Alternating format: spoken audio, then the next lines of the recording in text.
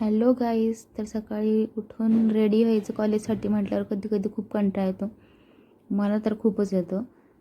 तरी पण रेडी व्हावंच लागते. कॉलेजला तर जावंच लागणार आहे.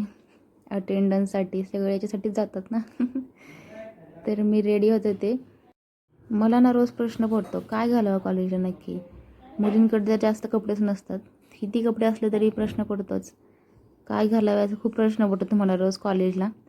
तरी पण काहीतरी घालून जायचं म्हटल्यावरती चांगलंच घालून जावं लागतं. म्हणून मी तयार होत होती. माझी तयारी ऑलमोस्ट झालीच होती. तेवढ्यात तिथे एक माकड आलं खिडकीत. भूक लागली होती वाटते. इकडे तिकडे बघत होतं. तेवढ्यात आम्ही जरा खायला दिलं आणि नंतर ते गेलं आणि आम्ही तयार झालो दोघीजणी. ही माझी रूममेट आहे आणि कॉलेजला निघालो.